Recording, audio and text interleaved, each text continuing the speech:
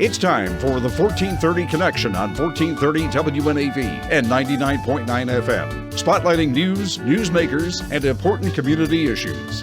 Now, with this week's edition of the 1430 Connection, here is WNAV news anchor Donna Cole. Welcome to the 1430 Connection. I'm Donna Cole. In the studio with me is Kyle Overly. He's the Maryland Emergency Management Agency Director of Disaster Risk Reduction. Thank you for joining me, Kyle. Thanks for having me. That's a big title. Yep. Tell our listeners what that means. Sure. So essentially, my job at the agency is to implement programs that reduce the overall risk within the state for disasters. So building stronger communities, putting in resiliency programs, those kinds of things that really are aimed at stopping disasters from happening. Okay. Is my main job. And as it happens, we just started September, and September is what? National Preparedness Month. So now we know why you're sitting in the studio. Absolutely. You're the guy to see to make sure big disasters don't necessarily happen, but if we are faced with something like hurricanes, as we're seeing many parts of the Caribbean and southern United States dealing with right now, that the risk will be minimized? That's absolutely correct. Yep. So obviously, we're kind of in the peak of hurricane season right now in the United States, as witnessed by the unfortunate devastation down in the Bahamas, and we're watching Florida closely. Here it is Tuesday with Hurricane Dorian. So not only are we supporting our partners down there, but we're taking steps here in Maryland to make sure our communities are ready, depending on what Hurricane Dorian does towards the latter half of the week. We are recording this on Tuesday. I pre-record, so we don't know what Dorian's doing, but we do know some other storms have also heated up right behind it, yes? That's absolutely correct. The National Hurricane Center is watching about 4 spots right now. So, again, it's this time of year where it really starts heating up, and particularly in the Northeast, this is when we pay an extra close eye on what's going on. But do not discount October for being problematic. That's absolutely correct. We had Hurricane Sandy in 2012. That was the end of October. And the unique thing about Hurricane Sandy is it wasn't just a coastal impact. It impacted the entire state. So that's why it's critical for folks, even if you don't live in a coastal area, to really keep an eye out about what's going on, know your risks, know what kind of hazards affect your community, and really build a plan and have some emergency supplies on hand should you be impacted by a hurricane or really any type of threat or hazard that would affect you. And knowing your zone is a big deal. You all in emergency management say. However, when I went to check to do my homework before the interview started on knowing my zone, I'm not in a zone. Many peninsula areas, the places right on the coastline, have zones, right? That's correct, yep. Yeah, so the hurricane evacuation zones, so first off, to know if you're in a zone or not, you want to go to knowyourzonemd.com, and you can type in your address, and you can see if you're in a hurricane evacuation zone. But, as you mentioned, it's critical. Those zones are based on expected flooding from the tidal surge that comes ahead of a hurricane and during a hurricane. But there's several other hazards that impact the entire state again during hurricanes. So not only the surge flooding that I talked about that the zones are based on, but also high winds that can extend inland. The Baltimore region, even areas west in Maryland. There's also the threat of tornadoes and extreme rainfall from just the rain that's associated with these tropical storms. For our listeners on the Chesapeake Bay or its tributaries, definitely check. Much of Queen Anne's County are in evacuation zones. Mayo Peninsula, you are definitely in a hurricane evacuation zone. Those are not the only two. Make sure to check the website again for that. It was what? knowyourzonemd.com. All right. Places like Ellicott City that have seen horrific and fatal floods in the past are not in these Know Your Zones, and this is because, again? It's because the zones are based on the flooding we expect, tidal flooding from hurricanes, the wind pushing up the bay or into communities, and it's that if you look at the Bahamas, the massive amounts of flooding coming in, enveloping homes, that's what those zones are based on.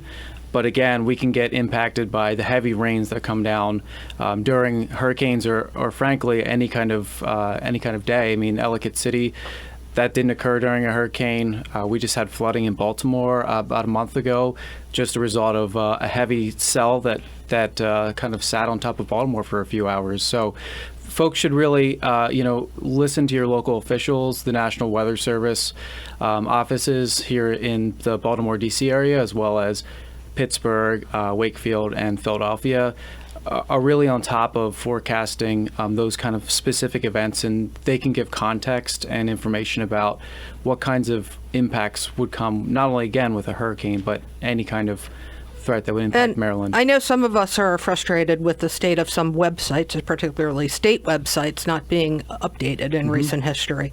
However, that said, Twitter is a whole different story, and Maryland Emergency Management Agency on Twitter is MD, MEMA. They are on point, moment to moment, with everything that's happening in a day. Yeah, that's absolutely correct. We are working with our National Weather Service partners, our local partners, to get emergency alerts out, notifications when a disaster is happening or in anticipation of a threat or hazard. So we've had a really active summer with severe weather, and we've really tried to stay on top of letting our residents know that they could be impacted by a strong severe storm, or we've been messaging pretty frequently. You have a very strong social media team. Absolutely. Very proud of the work that our social media team does at MEMA. And, I think it's really gotten the word out, and folks are paying attention, not only to our Twitter page, but Facebook as well. Facebook also, yeah, exactly right. We're going to take a short break. We'll be right back on the 1430 Connection.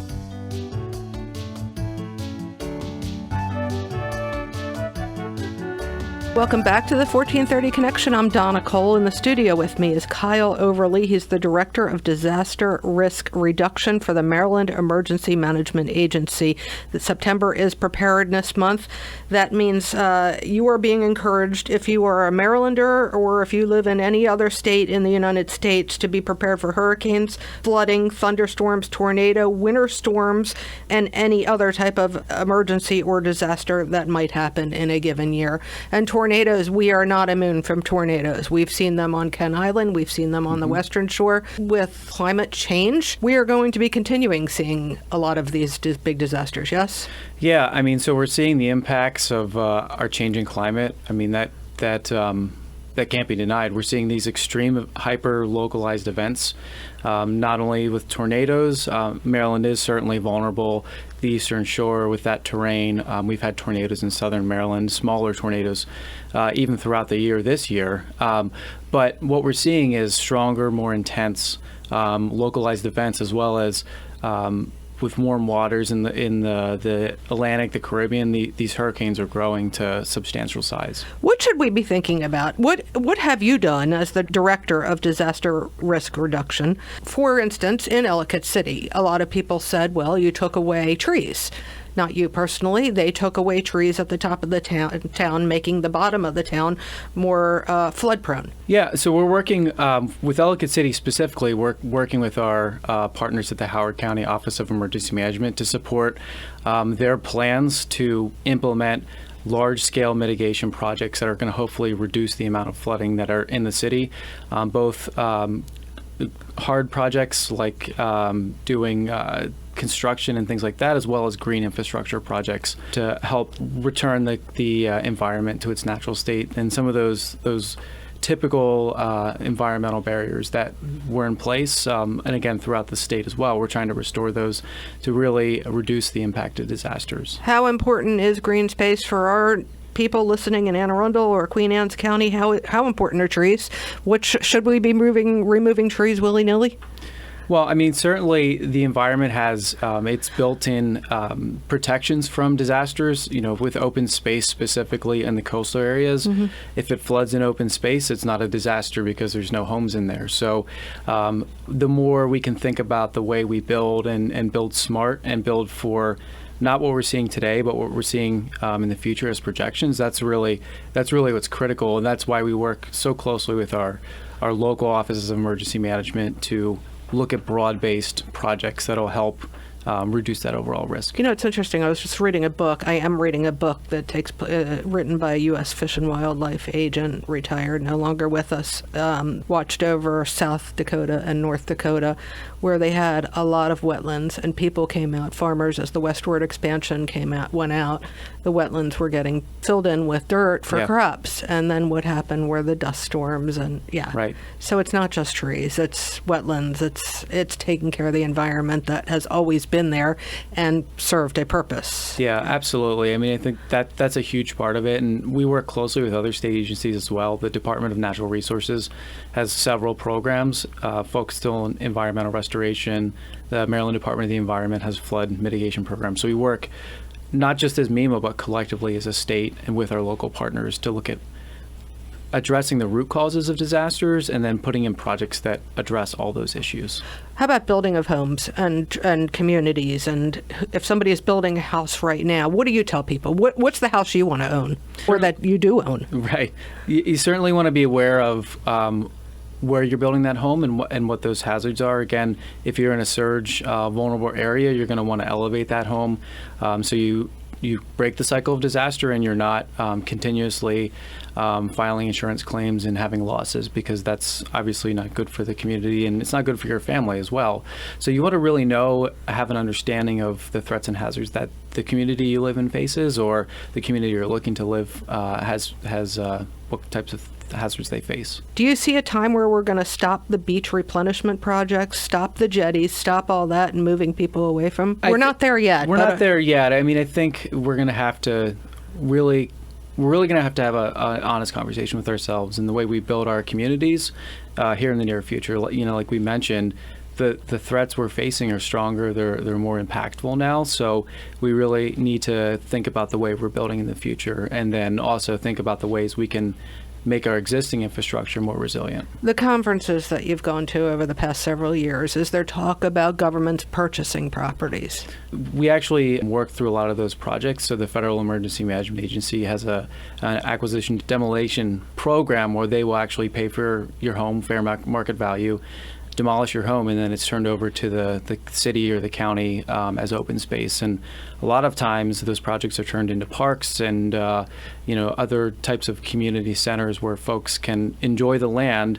It's now more resistant to disaster. But you're not losing life or property on it. Absolutely, yeah. And do you see us doing that more and more? We're going to see a lot more of that in the future with those types of projects. We see multiple insurance claims on properties and severe repetitive loss, and we're really trying to move away from that and give folks the opportunity who want to get out of those vulnerable areas to do so. But it's a tough decision. People are reluctant. Well, it's a tough decision too, because you're living in your community, you're comfortable with your neighbors, the areas that you're in, and to leave that's often difficult for folks to think about. Relocating to somewhere else in the state or out of state is, something that's a tough decision for any kind of family. Yeah. All right, we're going to take another short break. We'll be right back on the 1430 Connection.